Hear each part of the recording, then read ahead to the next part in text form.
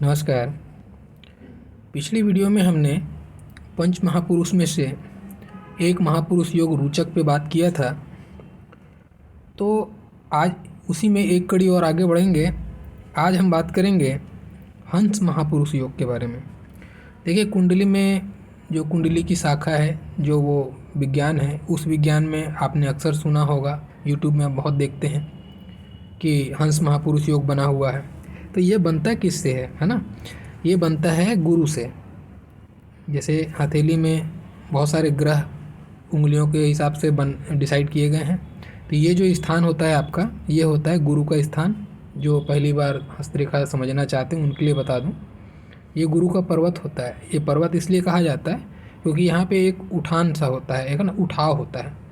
ये उठाव को ही जो है पर्वत का नाम दिया जाता है। तो यहाँ पे गुरु का जो क्षेत्र है, इसी क्षेत्र में कुछ ऐसे कंडीशन हैं, उनके बारे में मैं बताऊंगा, जिसके कारण से हंस महापुरुष का निर्माण होता है। बड़ा ध्यान से देखिएगा, क्योंकि इसमें कोई बहुत ख़ास कुछ नहीं दिखेगा। बहुत नॉर्मल सी बात बताऊंगा, बहुत लोगों के हाथ में देखने को मिलती होगी, लेकिन जो सारे कंडीशन मैच होंगे ना, 4-5 कंडीशन है इसके, तभी जाके हंस महापुरुष योग है। उसमें से अगर 1-2 मैच हुआ, 2 मैच हुआ, 3 मैच हुआ, तो वो फिर प्रभाव आपको अच्छा मिलेगा, लेकिन वो हंस महापुरुष योग नहीं मिलेगा। ठीक है ना? एक ये महापुरुष नाम शब्द सुनने से ही समझ में आ रहा है कि ऐसा व्यक्ति जो है औरों से भिन्न होगा, उच्चता प्राप्त करेगा अपने जीवन में। ठीक है? चाहे वो धार्मिक दृष्टिकोण से हो या संसारिक दृष्टिकोण से हो, क्योंकि गुरु त्याग है। ठीक है ना? तो गुरु नेतृत्व भी है, दोनों चीज़ें हैं गुरु से। गुरु धन का भी कारक बनता है, तो गुरु अध्यात्म का भी कारक बनता है। तो ऐसा व्यक्ति हो सकता है मोह माया छोड़ दे, ईश्वर की प्राप्ति को जो बड़ा धन समझे अपने जीवन का। या फिर अगर सांसारिक व्यक्ति है तो बहुत धनी होगा, बहुत मान सम्मान जीवन में प्राप्त करेगा। तो कहने का मतलब एक नॉर्मल व्यक्ति नहीं होगा, ऐसा व्यक्ति उच्चता को प्राप्त करता है, क्योंकि गुरु ही अपने आप में, गुरु शब्द ही उच्च शब्द है ना। गुरु मतलब उच्च होता है, बड़ा होता है।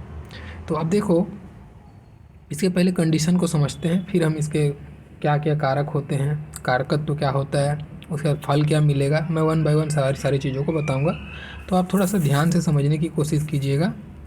देखिए, जो सबसे पहला कंडीशन है ना आपका, मैं जैसे हस्तरेखा का जब मैं वीडियो स्टार्ट किया था, तो मैंने जो है बहुत क्रमवार तरीके से बताते गया हूँ आपको कि सबसे पहले आपको हाथ अगर देखना है ना, तो सबसे पहले आपको हथेली की रंगत, ठीक है, वो ज़रूरी है, और हथेली की बनावट। तो हथेली की बनावट अच्छी होनी चाहिए। कहने का मतलब श्रमिक हाथ या फिर निम्न कोटि का हाथ नहीं होना चाहिए। उंगलियां टेढ़ी मेढ़ी फैली हुई, जो हथेली का पर्वत उबड़ खाबड़, ऐसा नहीं होना है। ठीक है? सौम्य सुंदर हथेली देखने को मिले। चमड़ी हथेली की नरम हो, कोमल हथेली हो। कहने का मतलब नरम और कोमल हाथ के बारे में भी मैंने वीडियो में बताया है। तो कोमल और नरम हाथ होना चाहिए। और कोई भी प्रकार से हथेली में कहीं पर भी मतलब कहीं पर भी, उंगलियों को भी इंक्लूड कर लो आप, कहीं पर भी कालिमा नहीं होनी चाहिए। जैसे का अक्सर देखने को मिलता है, किसी व्यक्ति का कोई एक पर्वत के स्थान पे कुछ कालापन है, कहीं पे किसी का कालापन है, तो ये इस टाइप का कालापन अगर है ना, तो ये फिर अच्छा नहीं है। ठीक है? तो वो आपको फल को न्यून करेगा, आपके फलों में कमी लाएगा। हो सकता है मालव योग, हंस योग आपके हाथ में हो, लेकिन कहीं पे कालापन है, मान लो गुरु साफ है, तो ये तो बनता गुरु के कारण से है, तो गुरु का पर्वत साफ है, लेकिन मान लो शुक्र में आपको कालिमा है, तो कहने का मतलब ये तो अपना फल देगा। लेकिन इसका ये जो गुरु है ना, हर किसी को अपना अपना डिपार्टमेंट मिला हुआ है। ठीक है ना? ऐसा समझिए आप। इसका डिपार्टमेंट क्या है? धन संपदा, आध्यात्म, मान सम्मान, नेतृत्व, इन सारी चीज़ों को मिला हुआ है। ये संतान सुख, दाम्पत्य सुख, इन सारी चीज़ों को गुरु लेके चल रहा है। तो ये जो शुक्र है, क्या है? ये आपके जीवन का भौतिक सुख। ठीक है? तो अब इसने दाम्पत्य तो दे दिया, अब ये भौतिक सुख ये छीन लेगा। ठीक है ना? इसने धन तो दे दिया, लेकिन आपको लग्जरीज नहीं मिल पा रहा है। आराम पैसा है, लेकिन फिर भी आप कुछ लग्जरीज यूज नहीं कर पा रहे हैं, है ना? भोग जो पावर है वो छीन जाएगी। तो इस तरीके से आपको समझना है। जब सारे पर्वत अच्छे हों, या पर्वत को मत देखिए आप, अगर हथेली का कलर अच्छा होना चाहिए, साफ करे सुथरा, गुलाबी लालिमा लिए हुए हल्का आपका हाथ हो, हाथ कोमल और नरम होना चाहिए, पहला कंडीशन हुआ। दूसरा कंडीशन क्या होना चाहिए, ये जो गुरु है ना, जिसके कारण से ये हंस महापुरुष योग बन रहा है, तो ये जो गुरु का जो पर्वत है ये वाकई में पर्वत होना चाहिए। ऐसा नहीं होना चाहिए कि पठार हो जाए। पठार कहने का मतलब फ्लैट हो गया। जैसे आप देखते हैं कि ये जो उंगलियां हैं, है ना, तो उंगलियों के जो बिल्कुल निचले हिस्से में, जो आपका निचला पोर हो गया उंगली का, तो यहाँ पे एक उठान सा होता है। अगर ये उठान है तो अच्छी स्थिति है, ठीक है, यही होना चाहिए। अगर किसी किसी का आप देखते हो यहाँ बिल्कुल उठान नहीं होता, बिल्कुल एकदम चिकना फ्लैट होता है, तो ये ऐसा है, फ्लैट है, तो फिर इसका प्रभाव बहुत कम हो जाएगा। और अगर कहीं ये दबा हुआ है गुरु पर्वत, कई लोग का दबा भी होता है यहाँ पे, ठीक है, यहाँ की हड्डी अंदर से धसी होती है तो पर्वत दबा रहता है, ये दबा हुआ है, तो फिर ये आपको हंस महापुरुष योग का कोई फल नहीं मिलेगा, बिल्कुल नेगेटिव फल मिलेगा उसका, ठीक है ना। भले ही आपने देखा कि और बाकी सारे कंडीशन तो हैं, खाली पर्वत दबा है तो मेरे को तो कम मिलना चाहिए, थोड़ा मिले लेकिन मिलेगा, तो ऐसा सोचना है, तो ऐसा नहीं है। ये नेगेटिव फल भी देगा आपको और बहुत नेगेटिव देगा। ये पर्वत दबा नहीं होना चाहिए, ठीक है ना। तो हमारा दूसरा कंडीशन क्या हुआ, पहला हाथ नरम कोमल होना चाहिए, लालिमा युक्त हो, ये पहला कंडीशन हुआ। दूसरा हुआ कि पर्वत का उभार अच्छा होना चाहिए, ठीक है ना, गुरु पर्वत का उभार अच्छा होना चाहिए।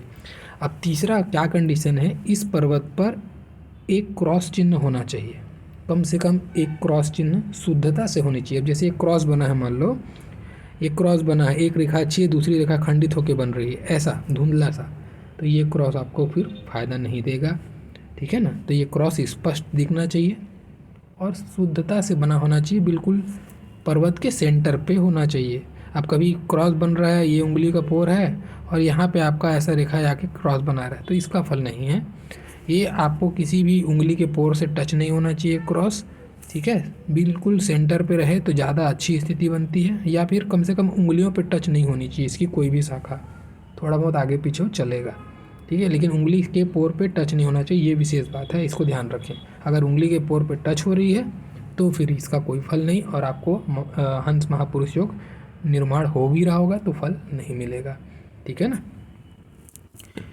तो तीसरा कंडीशन आपने समझ गया कि यहाँ पे क्रॉस होना चाहिए। अब देखो जो सबसे इम्पोर्टेंट, ये तीन अक्सर लोगों के हाथ में आपको मिलते हैं, ठीक है ना, ये तीनों कंडीशन 70% लोगों के हाथ में मिल सकते हैं, जो मैंने अभी 3 कंडीशन बताया, लेकिन इनके साथ में जो चौथा कंडीशन है ये बहुत कम मिलता है। ये हो गई सूर्य की उंगली, ये हो गई गुरु की उंगली, है ना। आपको ध्यान क्या देना है, आपकी जो गुरु की उंगली है यानी ये वाली उंगली, ये उंगली सूर्य की उंगली से लंबी होनी चाहिए, ये लंबी होनी चाहिए, ठीक है, ये उंगली इस वाली सूर्य की उंगली से लंबी होनी चाहिए। तो देखो 4 कंडीशन इसके हैं और चारों कंडीशन मैं आपको बता रहा हूँ, ठीक है ना। 4 मुख्य कंडीशन कहा जाए इसको, मुख्य इसलिए कहा कि इसके बाद में कुछ और भी चीज़ें वो भी बताऊँगा। 4 मुख्य कंडीशन में ये चारों होने चाहिए, 4 के 4, अगर 4 के 4 आपके हाथ में हैं तो आपको 100% आपका हंस महापुरुष योग आपकी कुंडली में भी होगा, आपके हाथ में भी है, और आपको ये इसका पूरा फल मिलेगा। पहला चीज़ उंगली लंबी होनी चाहिए, दूसरा चीज़ यहाँ पे क्रॉस होना चाहिए, तीसरा चीज़ गुरु का पर्वत अच्छा उभार लेके चलना चाहिए, चौथा चीज़ हाथ का कलर गुलाबी लालिमा युक्त हो, कोई प्रकार का दाग धब्बा नहीं होना चाहिए, और ख़ास करके गुरु के पर्वत पर। अभी क्या होगा, कई लोगों का सारा कंडीशन मैच हुआ, ठीक है ना, गुरु का पर्वत भी अच्छा था, हाथ का कलर भी अच्छा था, उंगली भी इसकी लंबी थी, चलो मान लिया। अब क्या हुआ, इनके साथ में एक तिल बन गया, यहाँ पे एक तिल का निर्माण हो गया, खाली देखो। अब ये व्यक्ति सोच रहा है कि मेरे हाथ में तो हंस महापुरुष योग है, लेकिन मुझे तो ऐसा कोई फल नहीं मिल रहा है। तो भाई आपको हंस महापुरुष योग बना तो था, लेकिन एक तिल ने आपका पूरा महापुरुष योग ख़त्म कर दिया, उसकी फल में एकदम न्यूनता ला के छोड़ दिया, ठीक है। तो इस प्रकार से इसको समझना है, यहाँ पे कोई भी प्रकार का तिल हो गया, दाग हो गया, धब्बा हो गया, कोई प्रकार का जाल नहीं होना चाहिए, द्वीप नहीं होना चाहिए, कोई भी प्रकार की अशुद्धियाँ इस पर्वत पर नहीं होनी चाहिए, शुद्ध पर्वत हो। और इसमें अगर कोई भी शुभ चिन्ह है, मान लेते हैं ये तो है, साथ में यहाँ पे एक ट्रायंगल बन रहा है, बहुत अच्छी स्थिति है, या अगर मछली बन रही है और भी उत्तम स्थिति है, यानी आपके जो फल हैं उसको और भी द्विगुणित त्रिगुणित करने वाली स्थिति बनेगी, ठीक है ना। तो ये हो गया आपका ये कंडीशन जो मुख्य कंडीशन है, ठीक है। अब इसके साथ में देखो समझने वाली बात क्या आएगी, अभी हमने देखा कि हमारा हाथ का कलर अच्छा था, ठीक है, हमने चारों कंडीशन फुलफ़िल कर लिए, जो हमारे बेसिक कंडीशन थे हमने फॉलो कर लिए या हमको हमारे हाथ में मिल गया। लेकिन फिर भी आपको क्या हो रहा है, आपके जीवन में आपको देखने को मिल रहा है कि भाई आपने तो बता रहे हैं कि ये हंस महापुरुष योग है, लेकिन मैं तो बिल्कुल मिडिल क्लास जीवन बिता रहा हूँ। या फिर बोलो कि ऐसी कोई चीज़ें मुझे अपनी लाइफ में नज़र नहीं आ रही जो आप बता रहे हैं। तो कारण क्या होता है इसका, ये महापुरुष योग बना, ठीक है ना, इस महापुरुष योग को सपोर्ट करने वाली कंडीशन चाहिए। मैंने बोला ना, एक अकेला ग्रह आपके जीवन में कुछ नहीं कर सकता, इसीलिए सारे ग्रहों का सहयोग जरूरी है। अब जैसे कि सूर्य आपका पर्वत दबा है मान लो, ठीक है, ये सारे कंडीशन अच्छे थे लेकिन सूर्य का पर्वत दबा हुआ है, तो आप धन दौलत तो कमा लोगे, महापुरुष योग है ना, तो धन दौलत दे देगा आपको, लेकिन आपको पहचान नहीं मिल पाएगी, आपको एक नाम नेम फेम नहीं मिल पाएगा, क्योंकि सूर्य आपकी यश कीर्ति है ना वो दबी हुई है। तो इसके कारण से यश कीर्ति के लिए प्रयत्नशील रहोगे जीवन भर और वो नहीं मिलेगी। आप किसी दूसरे के लिए बहुत उपकार करोगे, क्यों? क्योंकि ये उपकार को बताता है, दया, करुणा, क्षमा, मानवतावादी सोच, नैतिकता, ठीक है ना, इन सारी चीज़ों को लेकर गुरु चलता है। तो आप तो वो चीज़ करेंगे क्योंकि महापुरुष योग बना है, वो करवाएगा आपसे। दूसरों पर, शत्रुओं पर भी दया करोगे, माफ़ करोगे, बहुत ज़्यादा करुणा दिखाओगे, और वही आपके जिनके ऊपर आप सहयोग करोगे, मदद करोगे, अपने परिवार के लिए करो चाहे दूसरे के लिए करो, वही व्यक्ति आपको बोलेगा कि ये आदमी ठीक नहीं है, ये आदमी मेरे लिए कुछ नहीं किया, ऐसे शब्द आपको सुनने को मिलेंगे अगर सूर्य दबा हुआ है तो इसीलिए सूर्य का उत्तम होना ज़रूरी है, ठीक है ना। वैसे ही ये तो चीज़ें हो गई, नाम मिलेगा कि नहीं काम के दौरान। अभी क्या होगा, मान लो सबसे इम्पोर्टेंट क्या होता है आज की जो संसारिक दृष्टिकोण से अगर हम बात कर लें तो भाग्य रेखा, ठीक है ना। तो ये जो मैंने कहा, ये 4 मुख्य कंडीशन थे जो मैंने अभी गुरु के सापेक्ष में आपको बताया, और जो 5वां जो इसका पूरक कंडीशन है ना, इसका पूरक, लेकिन इसके साथ में बिल्कुल चाहिए वो भाग्य रेखा। अब किसी की भाग्य रेखा आपको लंबी मिलेगी, किसी की यहाँ से जाके मिलेगी, ठीक है, किसी की टूट टूट कर मिलेगी, कैसे भी हो सकती है, हर व्यक्ति के हाथ में भाग्य रेखा ना। तो ये भाग्य रेखा क्या डिसाइड करेगी, इस महापुरुष योग का आपको कितना % फल मिलेगा, ठीक है। महापुरुष योग तो बना, अब आपको भाग्य रेखा अगर बहुत सुंदर लंबी है बढ़िया से, तो जीवन के बिल्कुल प्रारंभिक दौर से आपके जीवन के अंतिम सफ़र तक आपका सफ़र शानदार रहेगा। आपको बहुत जल्दी स्टेबिलिटी मिल जाएगी, बहुत जल्दी लोगों को पहचान मिलेगा, बहुत नाम, शोहरत, दौलत, इन सारी चीज़ें आपके साथ देंगी। बहुत आपको बचपन से ही आपको ये सारी चीज़ें, लक्षण आपके अंदर में आएगा। बहुत प्रतिभावान होते हैं ऐसे लोग, ठीक है ना। अब क्यों प्रतिभावान होते हैं, क्योंकि गुरु क्या है ना, गुरु का कारकत्व तो सुनो पहले, चलो अब कारकत्व तो बताते हैं। ये आपके दाम्पत्य जीवन को बताता है, ठीक है। तो हम बचपन से शुरू करते हैं, चलो बचपन से क्या शुरू करेंगे, ऐसा जो अगर भाग्य रेखा स्टार्टिंग से अच्छी है, देखो इसमें बता रहा हूँ समझना, ये भाग्य रेखा लंबी है, ठीक है, एक मान लेते हैं भाग्य रेखा ऐसी मिले आपको, ये यहाँ से है एक भाग्य रेखा, मैं दोनों बना देता हूँ ताकि आप समझोगे, ठीक है ना। अब इसको बचपन से मैं एक कहानी की जैसे समझाने की कोशिश करता हूँ, किसी के हाथ में कम किसी के हाथ में ज़्यादा क्यों होता है। अब देखो, महापुरुष योग तो दोनों कंडीशन में बना, इस भाग्य रेखा में भी बना, इस भाग्य रेखा में भी बना। अब ये स्टार्टिंग से ही अच्छी है, सुंदर है, भाग्य रेखा सुदृढ़ है, इसका मतलब ऐसा व्यक्ति एक बड़े कुल खानदान में जन्म लेगा और बचपन से ही उसको प्रसिद्धि मिलेगी, नाम, दौलत, शोहरत धीरे धीरे उम्र के साथ में बढ़ती जाएगी। तो ऐसा व्यक्ति का शिक्षा को रिप्रेजेंट करता है। गुरु किसका कारक है, शिक्षा का, संतान का, धन का, दाम्पत्य का, ठीक है, नेतृत्व का, इन सारे चीज़ों का मेन कारकत्व लेके ये चलते हैं। तो अभी क्या हो गया, इनको बचपन से बात करें तो बचपन में शिक्षा बहुत अच्छी मिलेगी, बचपन में इनकी शिक्षा में कोई प्रकार की बाधा नहीं आएगी, आर्थिक बाधा तो बिल्कुल नहीं आएगी, और ये प्रतिभावान होंगे, ठीक है ना। तो इनका जो बचपन से ही, स्कूल लाइफ से ही ये व्यक्ति अपने टैलेंट के कारण से लोगों में प्रिय होगा, और बचपन से ही, स्कूल लाइफ से ही, ठीक है, ये इसके अंदर नेतृत्व, लीडरशिप का क्वालिटी आपको झलकेगा। ऐसा जैसे होते हैं ना, क्लास मॉनिटर बन गया, या बच्चा ऐसा है कि उसके सारे बच्चे उसको फॉलो कर रहे हैं, तो बच्चों का लीडर बन गया वो बचपन से ही, तो इसके अंदर में ऐसी क्वालिटी आपको बचपन में झलकना चालू हो जाएगी, ठीक है ना। अब मान लेते हैं ये इस टाइप की भाग्य रेखा है, ठीक है, जो लेट में चालू है, जो राहु से चालू है, राहु उदित भाग्य रेखा है। अब ऐसे लोगों के साथ में क्या होगा, ऐसे लोगों का बचपना बड़ा संघर्ष बीतेगा, जवानी हो सकता है थोड़ी संघर्ष में बीत जाएगी, लेकिन बंदा टैलेंटेड होगा क्योंकि शिक्षा का कारक है। बंदा टैलेंटेड होगा लेकिन उसकी शिक्षा में बार बार बाधा आएगा, बाधाओं को पार करते हुए निकलेगा। आर्थिक बाधा हो, पारिवारिक बाधा हो, कोई भी प्रकार की बाधा हो, क्योंकि भाग्य का साथ नहीं मिल रहा है इसको। भाग्य क्या है, माता पिता का सपोर्ट भाग्य है, माता पिता आपके भाग्य हैं, है ना।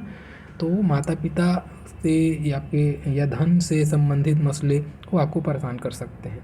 लेकिन जैसे आप इस एज में पहुँचेंगे, जब आपको भाग्य का साथ मिलेगा, आप फिर बूस्टर लग जाएगा आपके सक्सेस में, ठीक है। फिर ये गुरु आपको जो देगा, बस आपको फिर गिनते रहना है पूरी जीवन भर। तो इस तरीके से कहने का मतलब क्या निकला रिजल्ट, भाग्य का साथ जरूरी है। इसीलिए मैंने इसको 5वां कंडीशन करा और इसको पूरक कंडीशन कहा, ठीक है ना। तो आपको ये चीज़ समझ के चलना है कि अपनी हर जो रेखाएं हैं और हर पर्वत है ना, उसके अपने अपने मायने हैं और उसका अपने अपने महत्व हैं। तो भाग्य रेखा ऐसी रेखा होती है ना, जो कोई भी महापुरुष योग बने या कोई भी योग बने या राजयोग बने, इन सबको फलित करने वाली रेखा ही भाग्य रेखा है, ठीक है। वो जो भी योग बना है ना, वो आपके भाग्य से ही बना है, चाहे वो आपके पूर्व जन्म के ही भाग्य हो। तो इस तरीके से इसको समझना है। अभी कई लोग का क्वेश्चन आता है ना कि मेरा तो बना है, मेरी कुंडली में ऐसा है, लेकिन मुझे तो वो फल नहीं मिलता। इसलिए नहीं मिलता है क्योंकि भाग्य रेखा का सपोर्ट नहीं मिलता। आप देखिए अपने हाथ में, आपकी भाग्य रेखा में बार बार कट रही होगी, ठीक है, या भाग्य रेखा फैल रही होगी, या एकदम डल हो गई होगी, ठीक है। कोई ना कोई प्रकार की उसमें दोष होंगे या द्वीप बन रहा होगा, जिसके कारण से आपको सक्सेस नहीं मिला होगा या फल में कमी आई होगी। लेकिन एक चीज़ है, ये चीज़ अब ऊपर वाले के लिए आपको धन्यवाद कहना चाहिए कि आपको अगर ये चीज़ 4 मुख्य कंडीशन दिया, मतलब महापुरुष योग दिया है ना उसने, उस महापुरुष की वजह से आज आप जो भी हैं ना, उस महापुरुष की वजह से हैं। नहीं तो हो सकता अगर वो नहीं होता महापुरुष ना, तो आपकी आर्थिक स्थिति और भी ख़राब होती, ठीक है। तो इसने अपना इफेक्ट देना है तो ये देगा, लेकिन इसको सपोर्ट मिलना चाहिए। नहीं तो वो जैसे समझ लो कि 100 रुपया मिलना चाहिए, तो हो सकता है 10 रुपया मिले, ऐसी स्थिति बनाएगी। लेकिन अगर ये नहीं रहता तो 10 रुपये भी नहीं मिलता, ठीक है ना। तो ये ऐसा नहीं है कि ये नेगेटिव चीज़ है, ये पॉजिटिव ही है, ये शुभ है, इसका परिणाम शुभ ही आएगा। लेकिन भाग्य रेखा जैसे आपकी शुद्ध होगी, अच्छी होगी, मजबूत स्थिति जब पकड़ेगी, उसका साथ मिलेगा महापुरुष योग को, तब फिर आप देखिए, फिर आपकी गाड़ी बहुत अच्छी चलेगी, ठीक है ना। तो अपने हाथ में इस तरीके से आपको देखना है, समझना है, और ये स्थिति अगर है तो अच्छी स्थिति है। अब इसके कुछ फल मैं बता दूं कंक्लूड करते हुए, है ना, इसके फल से क्या क्या हमको देखने को मिलता है। इसके 2 फल हो सकते हैं। पहला फल सुनिए, संसारिक दृष्टिकोण से, ठीक है। संसारिक दृष्टिकोण मतलब जो व्यक्ति, जैसे हम सब आम लोग हैं, हम जैसे लोग एक होते हैं जो बिल्कुल मोह माया छोड़ के चले गए हैं, जो ईश्वर की खोज में लग गए हैं, ईश्वर को प्राप्त करना है उनके जीवन का मुख्य ध्येय, ऐसे लोग हैं। तो 2 शाखा चलती है। क्यों चलती है? क्योंकि ये धन के भी कारक बन जाते हैं और अध्यात्म के भी कारक बन जाते हैं, है ना। तो हम अभी संसारिक दृष्टिकोण को समझते हैं। तो संसारिक दृष्टिकोण से अगर हम जाएंगे तो गुरु नेतृत्व का कारक है और शिक्षा का भी कारक है। इसीलिए ऐसे लोग बहुत अच्छे अध्यापक, प्रोफेसर या ऐसा कोई भी व्यक्ति जो शिक्षा देता होगा। अब शिक्षा तो किसी भी चीज़ की हो सकती है ना। कोई आर्मी में कोई ट्रेनर हो सकता है, कोई किसी कॉलेज में प्रोफेसर हो सकता है, कोई योगा टीचर हो सकता है, कोई भी हो सकता है, या आध्यात्मिक गुरु हो सकता है, कोई भी जो आदमी शिक्षा देता है तो अच्छा, बहुत शिक्षक होगा तो बहुत नामी शिक्षक होगा। एक होता है शिक्षक होना, हम स्कूल या कॉलेज में भी देखते हैं किसी एक टीचर को हम बहुत ज़्यादा अप्रिशिएट करते हैं या बहुत ज़्यादा इज्जत देते हैं, तो हो सकता है ना कि उसके अंदर में वो कला है पढ़ाने की। तो ऐसे लोग जिसका गुरु डेवलप होता है और ये उंगली लंबी होती है ना, बहुत अच्छे अध्यापक होते हैं, ठीक है, या अच्छे ट्रेनर होते हैं। तो अगर इन सारे फील्ड में आपको देखना, जिसका भी हंस महापुरुष होगा ना, इन सारे फील्ड में आपको ज़्यादा मिलेगा वो, ठीक है। अध्यापन, कथावाचन, कोई मठाधीश, ठीक है, जो बिल्कुल नेतृत्व करता है, लीडरशिप करता है, किसी भी एक चीज़ को लीड करता है वहाँ पे, ठीक है, और या फिर कोई शिक्षा का आपको प्रसारण कर रहा है, शिक्षा दे रहा है, लोगों को समझा रहा है, ऐसे ऐसे लोग आपको देखने को मिलेंगे। दूसरा चीज़, चूँकि अब लीडरशिप की हम बात कर रहे हैं, तो क्या केवल अध्यापन ही एक लीडरशिप है क्या? नहीं। अब ऐसा व्यक्ति कोई फर्म, फैक्ट्री, ठीक है, कोई उसका मालिक भी हो सकता है, या कोई बड़ा कॉन्ट्रैक्टर हो सकता है जिसके नीचे बहुत आदमी काम करते हो, ठीक है, जो बहुत बड़ी चीज़। अब जैसे आप मोदी जी का भी हाथ देखेंगे, ठीक है, उनकी भी ये उंगली बहुत लंबी है। अब मैं पूरा हाथ तो नहीं देखा उनका, लेकिन ये उंगली उनकी लंबी है। तो ये लीडरशिप को बताता है। ऐसे लोग बहुत अच्छे लीडर होते हैं। अब देखो, लीडर तो बहुत हैं, लेकिन फिर भी मोदी जी का जो फेम मिल रहा है, वैसा फेम किसी को मिल रहा है क्या? नहीं मिल पा रहा है। तो उनके पास में ऐसी वाक क्षमता होती है, ऐसी काबिलियत होती है, इनके वचन ऐसे होते हैं। एक होता है बहुत बोलने वाला, ऐसे लोग बहुत बोलते हैं, ये भी बात सही है, ठीक है, लेकिन ऐसे लोगों की बहुत बोलना, बहुत सुनने वाले लोग भी होते हैं। ऐसे लोग तोल मोल कर बोलते हैं, अपना जो भी शब्द बोल रहे हैं ना, तो उस शब्द में इनको अपना शब्द वापस नहीं लेना पड़ता। बड़े ही शुद्ध और बहुत एक सोच समझ के ये शब्द निकालते हैं। और किसी की बोलती बंद करने की बात आती है, तो भी ऐसा शब्द बोल देते हैं कि अगले को फिर उसके जवाब नहीं मिल पाता। तो इस टाइप्स के इसको समझना है, ठीक है। तो आपकी लीडरशिप का भी कारक बना। तो अच्छे लीडर हो सकते हैं, अच्छे मैं जो बताया अध्यापक हो सकते हैं, अच्छा कोई प्रोफेशनल आपको कोई सीईओ भी, ये इस लेवल में एमडी, इस टाइप का जो लेवल होता है, बड़ा बड़ा लेवल, उस लेवल में भी आपको ऐसे लोग देखने को मिलेंगे, ठीक है। वही आप देखेंगे दाम्पत्य को भी प्रेजेंट करता है। तो ऐसे लोगों का दाम्पत्य अच्छा होता है। अब इसमें एक बड़ी स्थिति बनती है यहाँ पर, जिसका भी ये उंगली लंबा है, ठीक है, दाम्पत्य सुख तो अच्छा होता है, ओके। आपके अंदर में जो स्वाभिमान है ना, वो गुरु है। हर इंसान के अंदर में एक स्वाभिमान का छवि होता है, वो गुरु है। हर इंसान के अंदर में उसका प्रभाव होता है। तो जिसका गुरु का पर्वत खराब होता है ना, उसके अंदर स्वाभिमान नहीं होता। ऐसा व्यक्ति अपने स्वाभिमान को मार डालता है, ठीक है ना। तो जिसका गुरु अच्छा है, बहुत स्वाभिमानी होता है। तो अगर ये उंगली लंबी और गुरु का पर्वत अच्छा है, यानी कि हंस महापुरुष योग की स्थिति बनी है अगर हाथ में, तो ऐसा व्यक्ति बहुत ज़्यादा स्वाभिमानी होता है। तो देखिए, स्वाभिमान और अभिमान में बहुत छोटा सा अंतर होता है। तो ऐसे लोगों को अभिमान से बचना चाहिए, और ऐसे लोग थोड़े अभिमानी होते हैं, और इनको अभिमान जचता भी है भाई, ये भी बात है। तो अगर ये किसी लड़की के हाथ में है, ये स्थिति बनी हुई है, या गृहिणी के हाथ में है, तो अपने घर को बहुत अच्छे से संभाल कर रखते हैं, क्योंकि लीडरशिप का कारक है ना। तो बहुत अच्छे से घर को लीड करते हैं, परिवार को संभालते हैं, संजोते हैं।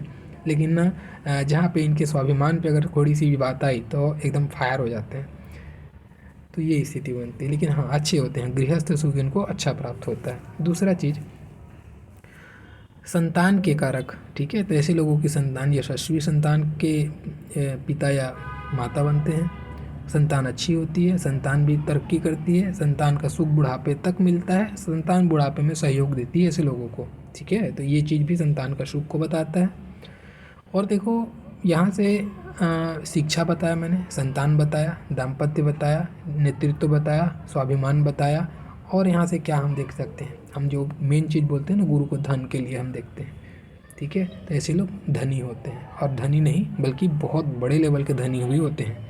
नॉर्मल तो नहीं होंगे, ये बहुत बड़े बड़े लेवल के धनी होते हैं, ठीक है। और इनकी जो धन की कमाई है ना, बहुत सात्विक नैतिकता से कमाई हुई धन होती है। एक बहुत ख़ास बात बता रहा हूँ, एक होता है नैतिकता से कमाया हुआ धन। मतलब ऐसे लोग जो है ना, बहुत न्यायप्रिय व्यक्ति होते हैं, और जब भी ये कुछ भी धन एकत्र कर लेते हैं जीवन में, अच्छा कमा लेते हैं, तो ये लोगों की भलाई का काम, यानी चैरिटी से संबंधित काम जरूर करते हैं। क्योंकि दया, करुणा, क्षमा, ये जो सारी चीज़ें हैं ना, इनके भी कारकत्व को लेके चलते हैं गुरुदेव। तो गुरुदेव के कारण से इनके अंदर में वो गुण भी होता है। इसीलिए लोक कल्याण या समाज कल्याण के लिए ऐसा व्यक्ति कुछ ना कुछ अपना योगदान जरूर करता है, ठीक है। मंदिर निर्माण हो गया, या कोई ट्रस्ट है, गौ सेवा है, ऐसी कोई भी चीज़ हो सकती है, ऐसे लोग करते हैं। तो ये सारे गुण आपके अंदर में झलकेंगे अगर ये सारे कंडीशन आपके साथ में है, ठीक है। तो ध्यान रहे, हाथ का कलर अच्छा हो, गुरु पर्वत उभार लेके चलना चाहिए, इस पर एक क्रॉस होना चाहिए कम से कम, और क्रॉस शुद्ध होना चाहिए, टूटी फूटी नहीं होनी चाहिए, ठीक है। और ये उंगली गुरु की उंगली, सॉरी सूर्य की उंगली से लंबी होनी चाहिए। ये बहुत अच्छी स्थिति बनी, हंस महापुरुष योग बना। और इसको कंप्लीट करने के लिए एक भाग्य रेखा होनी चाहिए, और भाग्य रेखा की स्थिति जितनी अच्छी होगी, आप समझना कि हंस महापुरुष योग का उतना ज़्यादा फल आपको मिलेगा। भाग्य रेखा अगर मान लो किसी व्यक्ति की भाग्य रेखा पूरी की पूरी खराब है, तो ये व्यक्ति भीख नहीं मांगेगा, इसका जीवन संघर्ष में नहीं बीतेगा, फिर भी ये कैसे भी करके ये जो महापुरुष योग है ना, ये महापुरुष ना करके खाली पुरुष तक छोड़ेगा। कहने का मतलब एवरेज लाइफ तो दे ही देगा, इसको इतना नीचे भी नहीं जाने देगा, ये एवरेज लाइफ जी जाएगा, लेकिन कभी किसी के आगे हाथ नहीं फैलाएगा। खुददारी भर भर के रहेगी इसके अंदर में। क्यों? क्योंकि स्वाभिमान है, ठीक है ना। ऐसा व्यक्ति बहुत खुददार भी होता है। तो ये था कुछ आपके सामने में जो मेन इसके फंडे, बहुत ज़्यादा तथ्य को लेकर मैं बहुत जितना कोशिश किया मैं सरल शब्दों में समझा सकूं, मैंने समझाया है। अगर आपको ये वीडियो अच्छा लगा होगा तो लाइक ज़रूर कीजिएगा, और कोई ऐसा टॉपिक हो आपके दिमाग में जिसके बारे में आप जानना चाहते हो, वो टॉपिक कमेंट्स में लिख दीजिएगा, मैं उस पर ज़रूर वीडियो बनाऊंगा। मैं सारे कमेंट्स पढ़ता हूँ जो भी मुझे भेजता है, और मैं पूरी कोशिश भी करता हूँ आपका डिमांड पूरा कर सकूँ। और जितना मुझे ज्ञान है, जो थोड़ा बहुत मेरे समझ है पामिस्ट्री का, उसके हिसाब से मैं आपके सामने सरल शब्दों में अपना वीडियो लेके आता हूँ। तो अगर आपको लगता है कि फिर मुझे दोबारा सुनना चाहिए, जो पहली बार देख रहे हैं वो फिर इस चैनल को सब्सक्राइब कर दीजिएगा, ताकि नेक्स्ट टाइम भी मैं आपके सामने आ सकूँ। मेरा पूरा वीडियो देखने के लिए बहुत बहुत धन्यवाद। Thank you.